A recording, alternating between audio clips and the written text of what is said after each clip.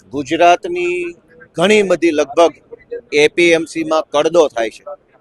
ખેડૂતોને લૂંટી લેવા માટેનો કોઈ રસ્તો બાકી મૂકવામાં નથી આવતો. વજનમાં કે માલની ક્વોલિટીમાં, ટેકાના ભાવમાં વગેરે વગેરે અનેક જગ્યાએ કડદાના નામે ખેડૂતોને લૂંટી લેવામાં આવે છે. ખેડૂતો સાથે ચાલતી આ લૂંટની વિરુદ્ધમાં ખેડૂતોએ પોતે જ પહેલા તો હળદળ ગામની અંદર એક મહાપંચાયત બોલાવી અને એ મહાપંચાયતમાં નિર્દોષ ખેડૂતો ઉપર, જેની પાસે કોઈ હથિયાર નહોતું એવા સામાન્ય ખેડૂતો ઉપર ભયંકર લાઠીચાર્જ કરાવ્યો બીજેપીએ.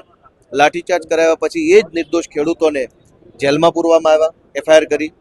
અને હવે જ્યારે અરવિંદ કેજરીવાલ જેલમાં બંધ ખેડૂતોને મળવા માંગે છે કે અમારે એમને મળવું છે અને એમને હિંમતને બિરદાવવી છે અને એમને ભરોસો આપવો છે, આશ્વાસન આપવું છે કે કેજરીવાલ સાથે છે, તો અમે ગઈકાલે લેખિતમાં પરમિશન નાખી. લેખિતમાં પરમિશન આપી, ઈમેલ કર્યો, ટેલિફોન કર્યા, રૂબરૂ વાત કરી. અમને મળવા દેવા માટેની ના પાડે છે કે જેલમાં તમે ખેડૂતોને નહીં મળી શકો. કેમ નહીં મળી શકીએ? જેલમાં જે ખેડૂતો બંધ છે એ કોઈ ડ્રગ્સ તો વેચતા પકડાયા નથી, એ કોઈ લૂંટતા પકડાયા નથી, ચોરીમાં. એ તો નિર્દોષ ખેડૂતો છે અને એણે તો ખેડૂતો માટે લડવાનું બહાદુરી ભર્યું કામ કર્યું છે, છતાંય જેલ તંત્ર નથી મળવા દેતું. તો અમે નક્કી કર્યું કે ભાઈ તો નથી મળવા દેતા તો અમે જેલ ઉપર જઈ અને પૂછીશું જેલર કે જે કાંઈ સાહેબો એને કે કેમ નથી મળવા દેતા, લાવો લેખિતમાં આપો. તો હમણાં મને પોલીસે એવું કીધું કે જેલ ઉપર જેલર ને સુપ્રિન્ટેન્ડન્ટ કે જે કાંઈ સાહેબો એ પણ ત્યાંથી જતા રહ્યા છે કોઈ બીજી જગ્યાએ, કોઈ કામથી કે જે ખબર નથી આપણને. તો તમે લેખિત પત્રનો જવાબ આપતા નથી, મૌખિકમાં ના પાડો છો, મળવા જવા દેવા માટે ગાડીઓ કાઢવા દેતા નથી, ઉપરથી જેલના સાહેબો જેલ ઉપર હાજર નથી. તો આ તાનાશાહી, આ ગુંડાગર્દી કેમ? શું કહેશો આપ? આવતીકાલે મળવા જવાના છે તેવી વાત મળી રહી છે. આવતીકાલનું તો હજુ કંઈ નક્કી નથી, પણ આજે આ ભાજપની સરકારે ગુંડાગીર્દી કરી, પોલીસ ઉતારી, પ્રશાસનને હાથો બનાવી અને જેલમાં બંધ ખેડૂતોને મળવા માટેનો જે કેજરીવાલજીનો પ્રયાસ હતો એને રોકવાની કોશિશ કરી છે. હવે આગળ કઈ રીતના આપશે? આગળ સંઘર્ષ, એક જ મુદ્દાનો કાર્યક્રમ, કેમ કે આ ભાજપના લોકો છે એ તો ગુંડાઓ જેવા છે, એની સામે તો લડવું જ પડવાનું છે. તમે જેલ પ્રશાસનમાં વાત કરી? મેં એસપી સાહેબ સાથે સીધી વાત કરેલી, મેં શહેરના પોલીસ કમિશનર શ્રીના રીડર પીઆઈ સાહેબ સાથે મેં ટેલિફોનથી ગઈકાલે વાત કરેલી. જેલ તંત્ર સાથે સાગરભાઈએ વાત કરેલી, મેં હમણાં એસપી સાહેબ સાથે વાત કરી, મેં પોતે બધારે વાત કરી, ચૈતરભાઈ વાત કરી. તો મૌખિક ના પાડે છે કે નહીં જવા દઈએ, નહીં મળવા દઈએ. શું કામ નહીં મળવા દો? ગુંડાઓ, બુટલેગરો, ડ્રગ્સ માફિયાઓ બધું જ કરી શકે છે, ખેડૂતને કેજરીવાલ નહીં મળી શકે. આવું કેમ? રાજકોટ સેન્ટ્રલ જેલમાં હળવદ કાંડના ખેડૂતો અને અમારા આમ આદમી પાર્ટીના નેતા રાજુભાઈ કરપડા અને પ્રવીણભાઈ રામ છે. ત્યારે રાજુભાઈના પિતાશ્રીએ એપ્લિકેશન આપી છે અને એમની સાથે રહીને માન્ય કેજરીવાલજી અને અમે 3 ધારાસભ્ય એમની આજે મુલાકાત લેવાના હતા. અમે ગતરોજ પણ એપ્લિકેશન આપીને આજે પણ એપ્લિકેશન તૈયાર અમે લઈને ત્યાં જવાના હતા. ત્યારે પોલીસ દ્વારા અમને અટકાવવામાં આવ્યા છે અને જણાવવામાં આવ્યું છે કે તમને મુલાકાત આપવામાં નહીં આવે. પણ શું કારણે નહીં આવે? જેલના નીતિ નિયમો તો એવું કહે છે કે અઠવાડિયામાં પરિવારના કોઈ એક સભ્ય સાથે 5 લોકો અઠવાડિયામાં 2 વાર મુલાકાત લઈ શકે અને આ અઠવાડિયામાં અમારી પહેલી મુલાકાત હતી, છતાં અમને પરવાનગી નથી આપવામાં આવી. જે એક ભારતીય જનતા પાર્ટીની જે તાનાશાહીનું શાસન છે એનું આ લોકો આ પ્રદર્શન કરી રહ્યા છે એવું મને લાગે છે.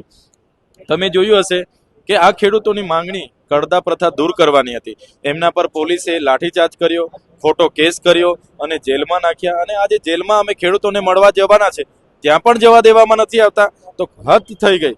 ત્યારે ગુજરાતની જનતાને અપીલ કરીએ છીએ કે જે ભાજપની સરકાર જે પોલીસના બળે શાસન કરી રહી છે એ ગુજરાતની જનતાએ જોઈ લેવું જોઈએ, જાણી લેવું જોઈએ અને આવનારા દિવસોમાં આવા તાનાશાહી શાસકોને જાકારો આપવો જોઈએ એવું હું માનું છું. શું કહેશો? આજે આપણે મળવાના જાવ દેતા એવી વાત પણ મળી રહી છે કે આવતીકાલે જવાનો છે. આજે એમણે ના પાડી છતાં અમે નીકળવાના હતા, અમારી ગાડીઓ પણ અહીંયા મૂકી દીધી. પણ એસપી સાહેબ એમના પોલીસ અધિકારીઓ દ્વારા જણાવવામાં આવ્યું કે તમને બજારમાં પણ અટક કરીને અમારે અટકાયતમાં લેવા પડશે. વિચાર કરો તમે, જેલ વિભાગના નીતિ નિયમ પ્રમાણે ઓફિશિયલી મુલાકાત લેવા જવા માટે પણ એસપી અને એમના પોલીસ દ્વારા અમને અટક કરી લેવાની ધમકીઓ મળે છે. અમારા રાષ્ટ્રીય કન્વીનરને અટક કરવાની વાત કરવામાં આવે છે. એટલે ક્યાંક ને ક્યાંક આ પોલીસ અધિકારીઓ પર ભાજપના મોટા નેતાનું દબાણ હશે, જેથી અમને જેલમાં મુલાકાત કરવા દેવામાં નથી આવતા એવું લાગે છે. અને અમે જોઈએ છીએ પાછલા બપોરે શું થાય છે. અમે ખેડૂતોને મળવા માટે આગ્રહ રાખીએ છીએ. કેજરીવાલ સાહેબે તો હજુ જોઈએ છે પાછલા બપોરે મુલાકાત આપે છે કે કેમ, અને પછી આગળ વધીશું. ભાજપના સાંસદે આપના આગેવાનો માટે ભ્રષ્ટાચાર અને લાંચ લેવાનો આક્ષેપ મૂક્યો, શું છે? હમણાં ભાજપના સાંસદ મનસુખભાઈ વસાવાએ કીધું કે આપના મોટા નેતાઓ, ભાજપના મોટા નેતાઓ અને કોંગ્રેસના નેતાઓ ભ્રષ્ટાચાર કરે છે. એના થોડા દિવસ પહેલા એમણે મારા નામ જોગે એવું કીધું હતું કે ચૈતરભાઈની મિટિંગોનું ફંડ વિદેશોમાંથી આવે છે. એના થોડા દિવસ પહેલા એમણે એવું કીધું હતું કે ભાજપના કેટલાક ધારાસભ્ય અને સાંસદો ચૈતરભાઈ વસાવા સાથે રહીને એમને ફંડ પૂરું પાડે છે. ત્યારે મનસુખભાઈની આ એક ટેવ છે, અવારનવાર આવા વિવાદિત નિવેદનો કરવાના, મીડિયામાં રહેવાનું. ત્યારે એક પોતે સાંસદ હોય અને જ્યારે ધારાસભ્ય પર એલિગેશન કરતા હોય તો એમની પાસે પૂરતા પુરાવા હોવા જોઈએ. એમની પાસે કોઈ પુરાવા નથી. ત્યારે અમે એમની પર માનહાનિનો દાવો પણ કરવાના છે અને એમને કહેવા માંગીએ છીએ કે આવો મેદાનમાં તમે પુરાવા રજૂ કરો, બાકી માનહાનિનો દાવો કરીશું. મને લાગે છે આ મનસુખભાઈની માનસિક બીમારી છે, માનસિક બીમારીથી પીડાય છે. અવારનવાર ગમે તેવા નિવેદનો કરવાના, એવું મને લાગે છે. એટલે હું તો આપના માધ્યમથી એમને વિનંતી કરું છું, તમે જે હમણાં નર્મદા કમલમ 10 કરોડનું બનાવ્યું, એના પૈસા કોના પગારમાંથી આવ્યા, કયા ખેતીવાડીના આવકમાંથી આવ્યા અને કઈ બેંકની લોનથી બનાવ્યું, એની ખુલાસો કરી દે તો દૂધનું દૂધ અને પાણીનું પાણી થઈ જશે. કોણ ભ્રષ્ટાચાર કરે છે, કોણ નથી કરતું. અમારી તો આજે પણ કાર્યાલયો ભાડેના મકાનમાં ચાલે છે. અમે મહિને 10,000 ભાડું આપીને અમારી ઓફિસો ચલાવીએ છીએ.